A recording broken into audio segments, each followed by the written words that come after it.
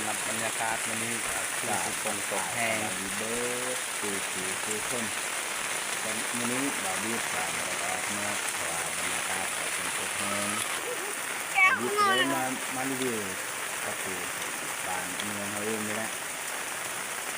โอเคทุกคนเบิ่งมาชมกันคลิปต่อไปฝากกดไลค์กดแชร์ฝากกดติดตามขอขอบใจ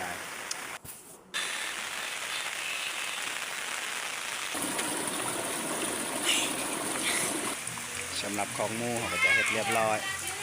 แต่ว่าหมูกับมันก็ตายหาเบิดมันบ่มีพอโตเลยขอไก่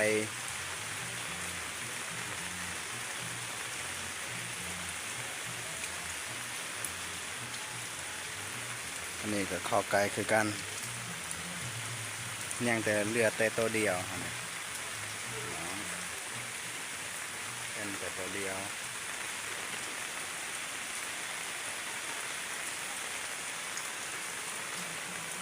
ภาคนี้ก็แมนส่วนผักต่างๆเขาจะปลูกใส่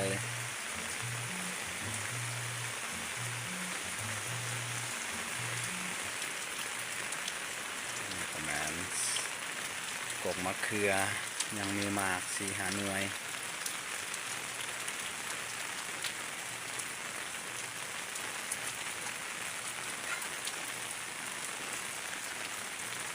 ภาคดอนตัวนั้นก็แมนพีประซา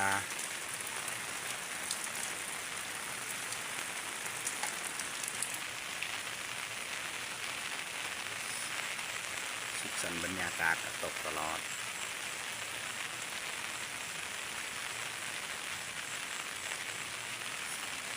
สิบ่เห็นภูบ่เห็นพาแล้ว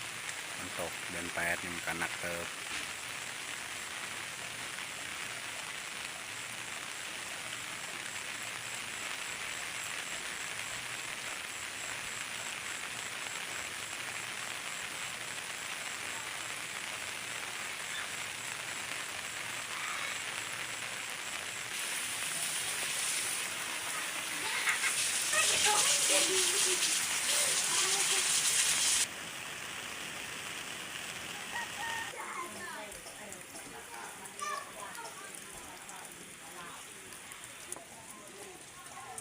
สลากัวนั่นมันก็เต็มแต่แบะนะขึ้นไปนอน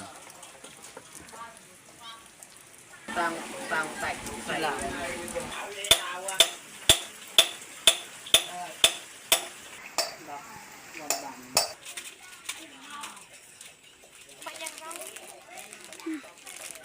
ยังมันมาว่ะมาจับหล่อค่ะเบาตานี่เนาะซีนไป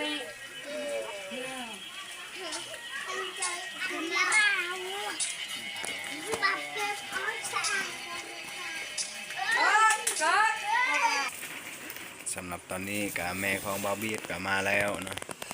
แม่ก็ไปเอาสลี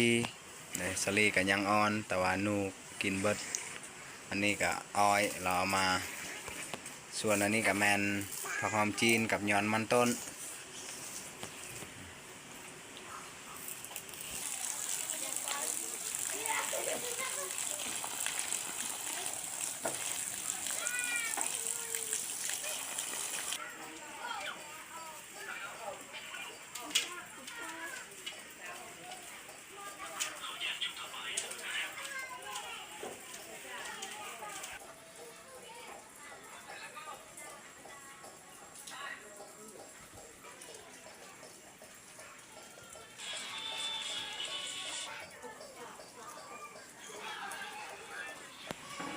แม่กำลังสิต้มสลี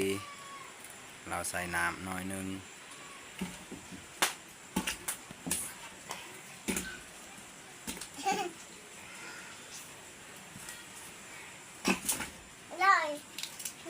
ปลาเขาต้มกับเปลือกมันก็สิกินแบบรสชาติมันสิหวานปลาสลีก็ยังอ่อนบ่ทันแก่ปานใด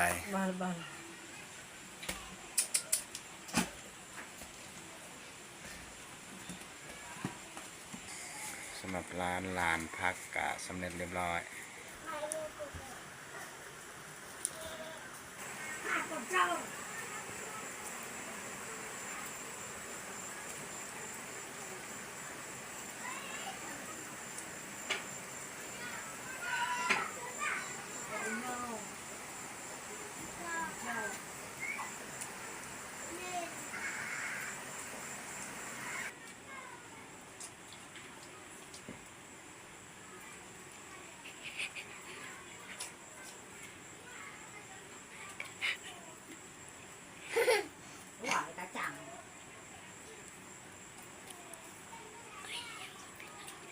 นี้ก็แม่นผู้เอื้อยอันนี้ก็เป็นน้องลาละ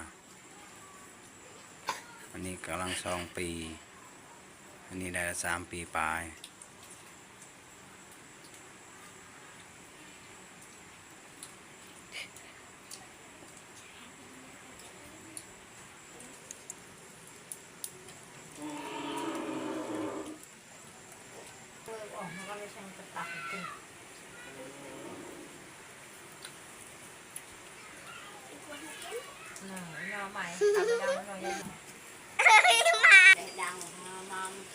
สลีนนี่น้ำอ่อน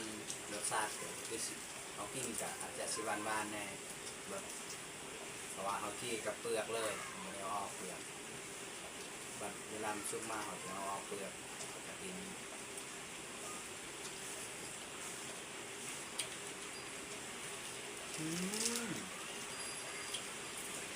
บ้านคือเราไหม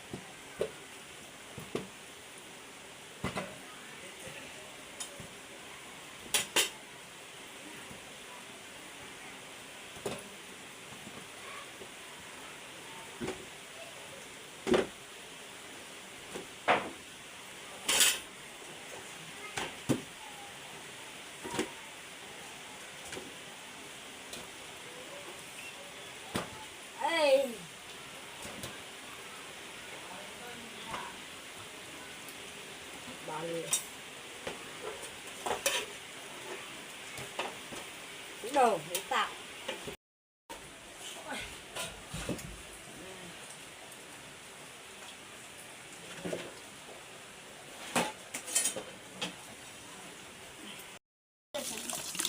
จะมาเขานี่ก็ประมาณ3 จอกนี่แหละ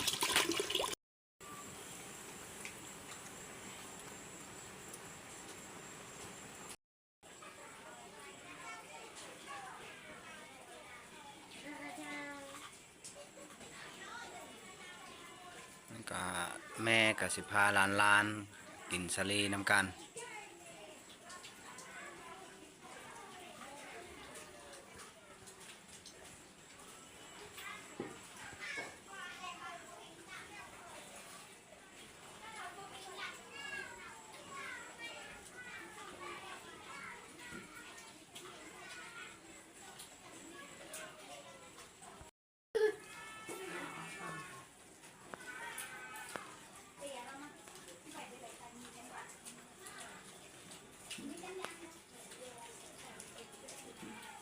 เอาเต่าจริง